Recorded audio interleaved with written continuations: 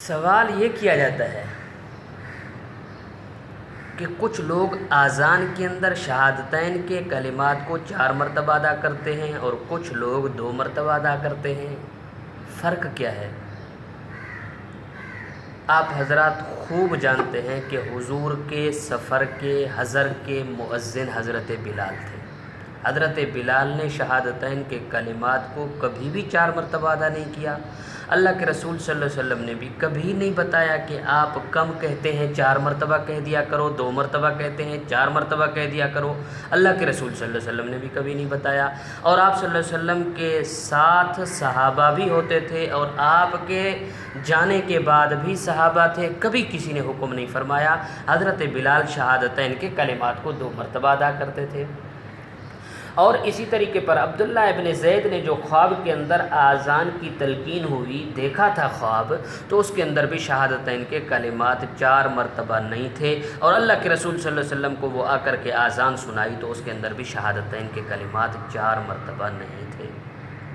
شاہ ولی اللہ محدث دہلوی حضرت ابو محذورہ کی روایت کو نقل کر کے بتاتے ہیں کہ یہ روایات کتب کے اندر مختلف طرق سے آئی ہے اور مختلف طرح سے اس واقعے کو نقل کیا گیا ہے، لیکن ان مختلف واقعات میں سے ایک واقعہ جو مولانا منظور احمد نعمانی رحمۃ اللہ علیہ نے بھی نقل کیا ہے، وہ میں آپ حضرات کی خدمت میں بتا دیتا ہوں کہ آپ علیہ الصلاۃ والسلام فتح مکہ کے بعد 8 ہجری کو غزوہ حنین فتح کر کے واپس آ رہے تھے۔ آپ علیہ الصلاۃ والسلام کا قافلہ تھا۔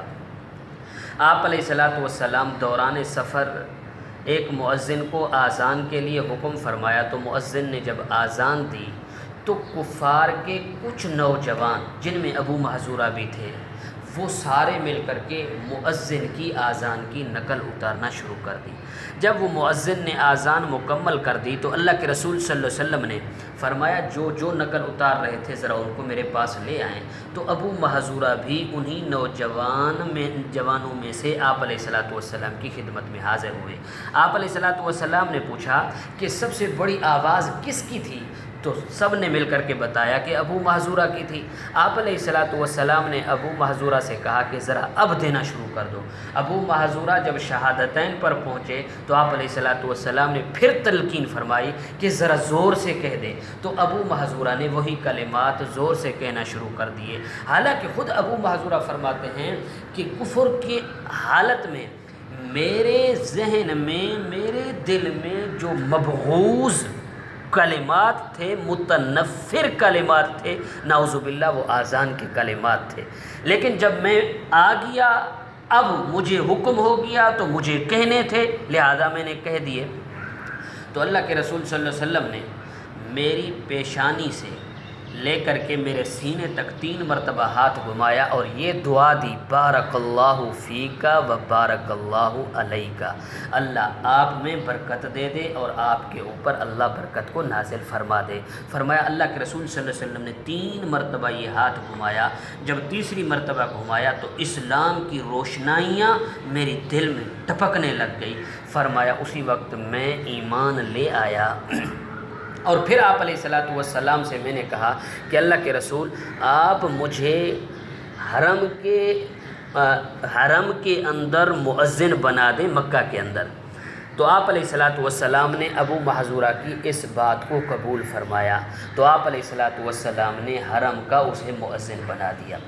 یاد رکھیں یہ 4 کلمات کہنا، ایک تو یہ تھا کہ کفر کی جو اندر غلاظت پڑی ہوئی ہے، کفر کی وجہ سے جو نفرت پڑی ہوئی ہے، اللہ کے رسول صلی اللہ علیہ وسلم کی ان کلمات کو کہلوا کر کے مصلحت یہ تھی کہ وہ نفرت محبت میں تبدیل ہو جائے۔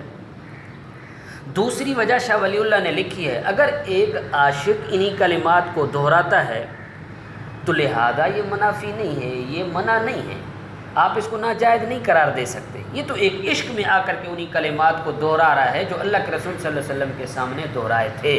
اور اسی طریقے پر آپ علیہ الصلاۃ والسلام نے 3 مرتبہ جو ہاتھ گھمایا، خود ابو معذورہ فرماتے ہیں کہ جن بالوں پر اللہ کے رسول صلی اللہ علیہ وسلم کا ہاتھ لگا تھا وہ بال بھی میں نے پوری زندگی بعد میں نہیں کٹوائے، وہ محبت تھی، وہ عاشق تھے، جب بالوں کو کٹوایا نہیں تھا آپ نے اس امر پر، اس کام پر اس کو غلط نہیں کہا، تو 4 کلمات بھی یہی شہادتین کے اگر عشق میں آ کر کے ادا کرتا ہے تو آپ اس کو ناجائز بھی نہ کہیں اور بطور حجت کے بھی اس کو نہ پیش کریں۔ یہ تو ایک مصلحت تھی اللہ کے رسول صلی اللہ علیہ وسلم کی۔